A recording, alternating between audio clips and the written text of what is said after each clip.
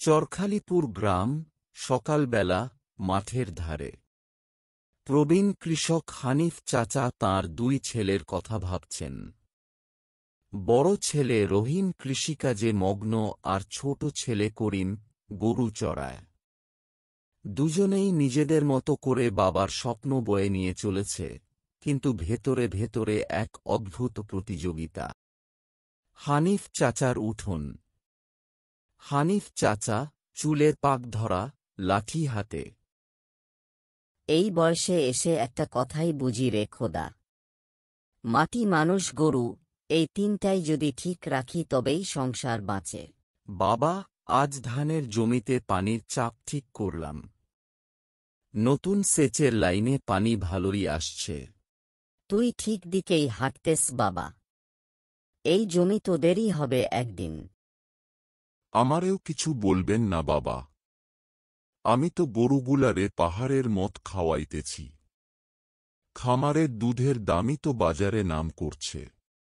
আরে ওগুলো তো বাইরের জিনিস। ফসলি আসল রে ভাই।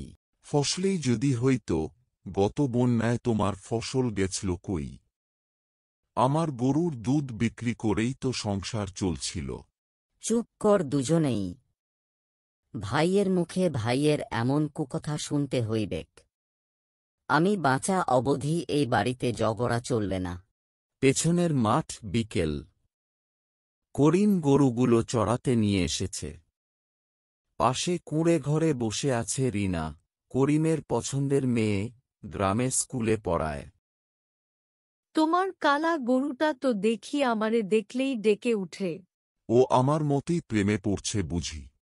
তুমি কিন্তু খুব বদলে গেছ করিম।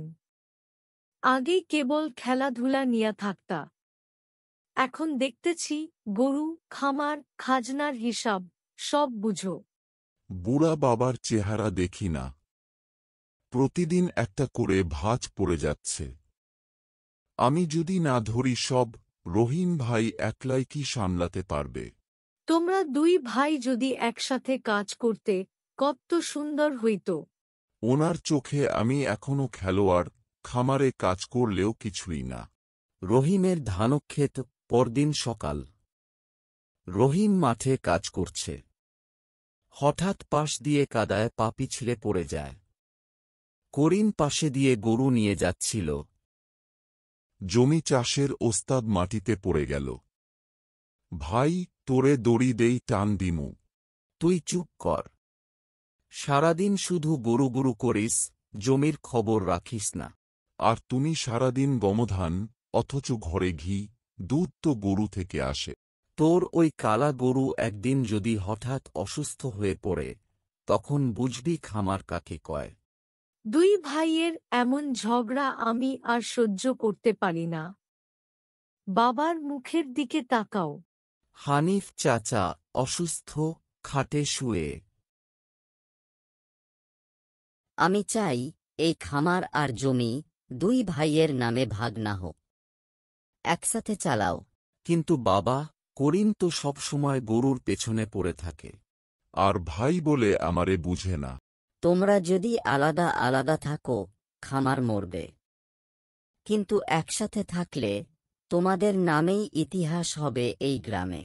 1 মাস পর, ঝড়ের রাত। তীব্র ঝড় হচ্ছে, গরুর খামারে পানি ঢুকে গেছে।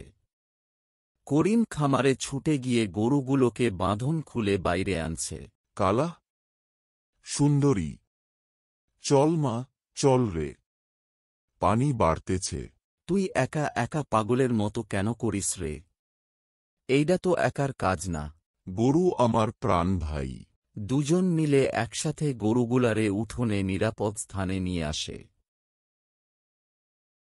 তুই ভাই সত্যি বলছিলি। জমি আর গরু, দুইটাই দরকার। 3 মাস পর, রহিম করিম এগ্রো ফার্ম। নতুন সাইনবোর্ড লাগানো, রহিম করিম এগ্রো ফার্ম, গরু ও ফসলের সমৃদ্ধি। এই দুই ভাই দেখাইছে কিভাবে ঝগড়ার বদলে মিলেই উন্নয়ন হয়।